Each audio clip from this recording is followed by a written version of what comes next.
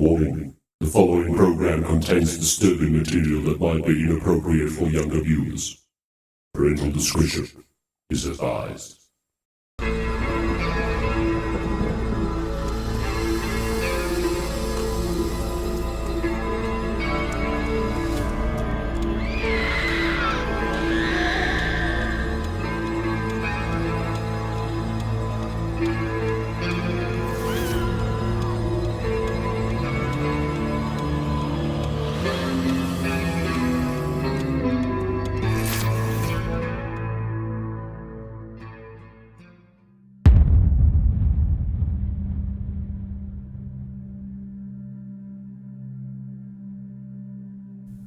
A Fatal Hit by Mike Few.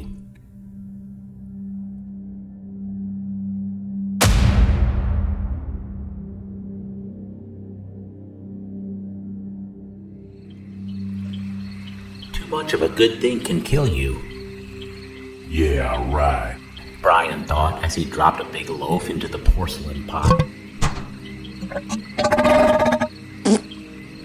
Sitting there, staring at his dirty toenails, he couldn't help thinking of the great meth he smoked last night with his buddy John. Man, that was some good shit, he said in a raspy voice while cracking a little smile. After he finished firing the missiles down the tubes, the wooden floor creaked as Bryan got up and walked over to the bathroom sink. He looked at his puffy face in the cracked mirror and again smiled at himself. Most of his teeth were long gone, and he carried more bags than an old lady going on holiday, but it didn't bother him. Here was a man who clearly wanted to burn out before he could fade away. Bryan, a burly man in his late 30s, called the secluded forests of West Virginia home. A lonesome wood cabin next to a small river stood ominous in what could only be described as a heavily wooded area. Why anyone would want to live so far from any civilization is beyond me, but nevertheless, old Bryan seemed as happy as a clam. And why wouldn't he be? Out here, he could smoke as much of that crap as he wanted to, and not worry about intrusive neighbors or old ladies and their damn cats. He scratched his butt as he lumbered down the narrow hallway into a very dirty kitchen area. Plates and pots filled the sink, and the counter could barely be seen with all the manner of debris and grime on it. Roaches and ants formed a chorus line to the leftover food and half-eaten tins of Spam littering the grimy floor. If the show Hoarders ever came to visit Bryan, the show's ratings would go through the roof, or the host would get lost in all the junk lining the floors. Standing in the back door and looking out into the woods, Bryan took a small hit from his overworked crack pipe.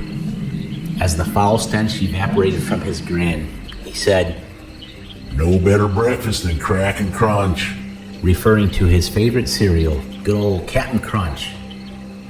The sweaty blob sat himself down at the corner of the kitchen table with his hairy back to the door. "Jesus, Mary and Joseph!" he shouted as he threw the water-stained box into the already filled sink. "Fucking ants!" he bellowed. "How come you small little fuckers always crawl up in my box of rainbows? Pisses me the hell off," he declared in his southern drawl. He headed over to the kitchen shelf to grab a new, old box of Capt Crunch and crashed his double-wide figure down on the creaky wooden chair. He ripped open the box, poured a generous amount of cereal into a dirty bowl, and covered the mountain with warm, sour milk. His gloopy eyes were mesmerized by the colors swirling in the bowl. As he took his first bite, a small line of ants had already started to make their way up the table leg, marching in unison. They knew there was never a shortage of food laying around, and Bryan, being the sloth he is, had no problem living in his own filth.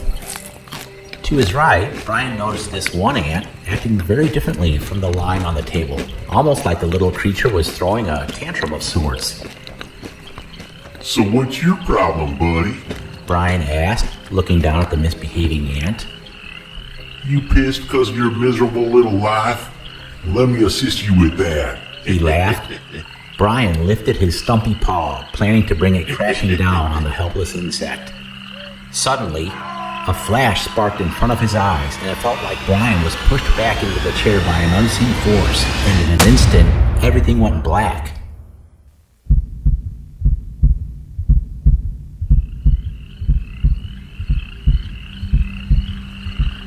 Oh man, I gotta stop smoking that crap. Bryan said as his eyes started focusing on pieces of paper and junk around him. He heard the sound of booming footsteps close by and felt the floor rumble. What the actual fuck is going on? I better get up and see what's causing all this noise. What is that god-awful screeching sound? Wanting to fly out of his bed, Bryan realized that he had changed, and not in a way you might imagine.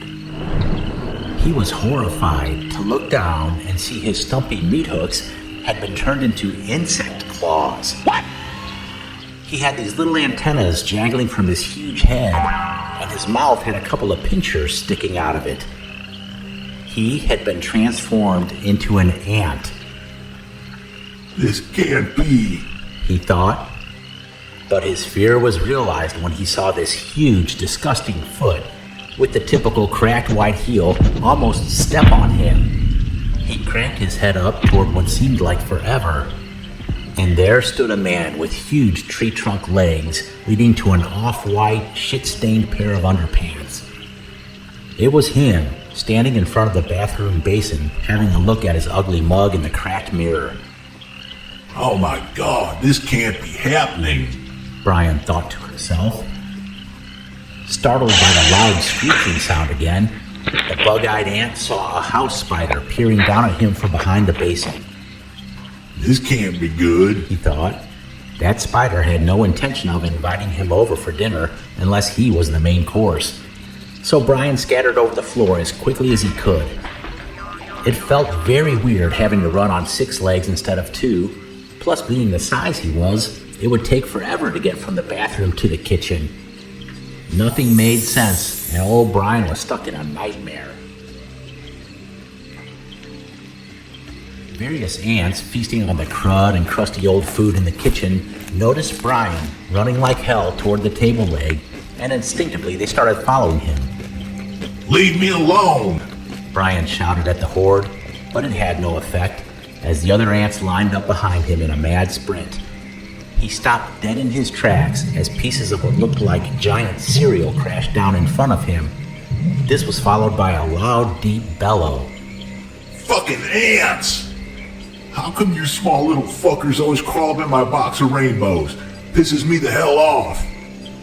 He looked up and saw the lumbering body of Bryan, his own body, get up and walk toward the shelf to fetch the new box of Capt Crunch, just like it happened before. And he knew he had to get off the floor surface to avoid being crushed by his own dirty feet. After scaling the table leg and arriving on the surface, Bryan was dead tired. I never knew ants could get tired, but I was wrong. He needed to get the human Bryan's attention. This in itself seemed impossible, but he had to try. The other ants looked on in awe as little Bryan the ant tried to stand on his hind legs like a dog to get the giant's attention. But this only made him tumble over and over again. His blood grew cold as he heard the very familiar words bellowing from the human Bryan's mouth. So what's your problem, buddy?